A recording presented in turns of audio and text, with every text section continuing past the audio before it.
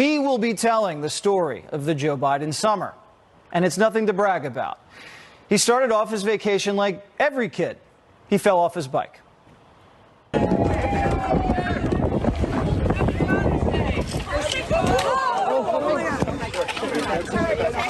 He didn't break any bones, but he did break the all-time record for gas prices. Joe then tried begging the Saudis for oil, but they wouldn't take his calls. They sent him straight to voicemail. So he had to fly over there after he said he wouldn't and fist bump the prince. Remember the fist bump? Well, that didn't work either. The Saudis then announced they were going to cut production, not boost it. And then the most vaxxed man in America got COVID twice. Hey folks, guess you heard this morning I tested positive for COVID. But I've been double vaccinated, double boosted. Symptoms are mild, and I really appreciate your inquiries and your concerns. But I'm doing well, I'm getting a lot of work done, I'm going to continue to get it done. He had to quarantine away from Jill for a while, who was still in the doghouse for calling Hispanics tacos. Around the same time, the Supreme Court overturned Roe v. Wade, and a liberal tried to assassinate Justice Kavanaugh. But Biden didn't say a thing about it. Come to think of it, Biden didn't say much of anything this summer, because when he wasn't in quarantine, he was on vacation. And while Biden was out of commission for most of the summer, Gavin Newsom waltzed into the White House to measure the drapes.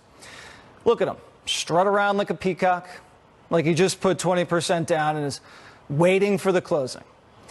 And border crossings hit an all-time high, so did inflation. But Biden's approval rating hit an all-time low. It's official. Biden became the least popular president in American history. And Jimmy Carter breathed a sigh of relief. Finally, someone worse. But it would get worse for Joe. America entered into a recession. But Biden didn't really see it that way. There's going to be a lot of chatter today on Wall Street and among pundits about whether we are in a recession. Fed Chairman Powell made it clear that he doesn't think the U.S. economy is currently in a recession. The recession denier was at rock bottom. This is what they call the dog days of summer. And Biden didn't even have a dog with him because it kept biting agents. But Biden had a plan to get himself out of the jam. He just started straight up bribing people. First, he bribed Joe Manchin with a pipeline to get about $1 trillion in global warming spending through. Remember, they called it the Inflation Reduction Act? And then he started bribing liberals with law degrees, throwing around $10,000 checks. So the media says Joe has momentum. But then Biden got greedy and raided President Trump's house in Mar-a-Lago. So what do you do when you raid your opponent's house? You keep quiet and go on vacation with your crooked son, Hunter. And that's what he did. And then we found out just how corrupt the whole Hunter Biden thing really was. The FBI lied to Facebook about the laptop to shut the story down in 2020. The background here is the FBI, I think, basically came to us, some folks on our team, and was like, hey, just so you know, like, you should be on high alert. We thought that there was a lot of Russian propaganda in the 2016 election. We have it on notice that basically there's about to be some kind of dump of that's similar to that. So just be vigilant. And then we found out the FBI covered up not only the laptop before the election, but Ashley Biden's diary. And Biden lovers delayed the Pfizer vaccine announcement for the election just to hurt Trump. And then we found out in August, which is a typically slow month, that the Democrats and the FBI rigged the last election. So what's Joe's next move? He comes out and says the Republicans are the biggest threat to democracy. MAGA Republicans do not respect the Constitution. They do not believe in the rule of law. They do not recognize the will of the people. MAGA forces are determined to take this country backwards. MAGA Republicans have made their choice. They embrace anger. They thrive on chaos. They live not in the light of truth, but in the shadow of lies.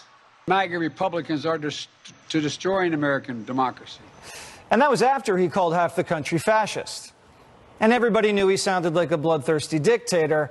So then he comes out and says, you know, I didn't really mean it. Mr. President, do you consider all Trump supporters to be a threat to the country? Keep trying to make that case. I don't consider any Trump supporter to be a threat to the country. But the media lapped up the red meat anyway, and now says we are on the brink of a civil war. These days, it feels like we are not just at the brink of a civil war, but that one has already begun.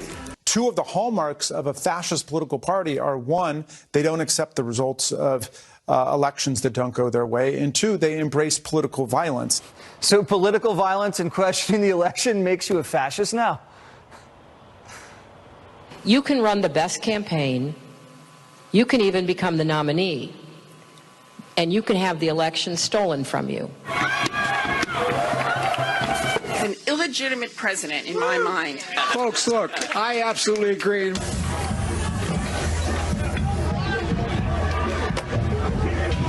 Without voter suppression, Stacey Abrams would be the governor of Georgia.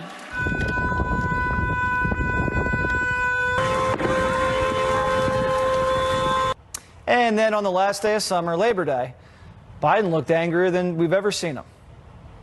For decades, Big Pharma tried to block giving lower drug prices. Not this year. We beat Pharma this year.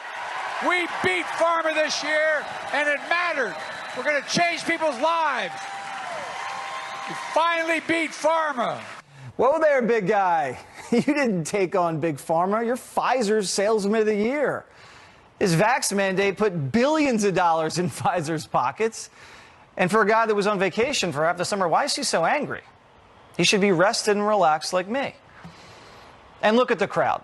Can we put up some pictures? No one even showed up to listen to the big guy. I mean, this guy supposedly got 81 million votes. No one showed up. It's not like they had work. We were off. People don't care what the guy has to say. The whole presidency doesn't add up. So here's the story of the summer. The country is still in shambles. The Democrats can't run on anything except bribes. They're opening the border. They're emptying the jails. Gas prices are still high. Inflation and crime still out of control. There's still a war in Europe. COVID's still around. Student test scores are down. There's still no formula. And Biden doesn't have a plan for any of this. So what are they doing? They're attacking Trump. And they're bringing Obama back to the White House. Tomorrow, Barack and Joe are going to have a big show for you. It's all a distraction. Hey, I'm friends with Obama. And Trump's a fascist.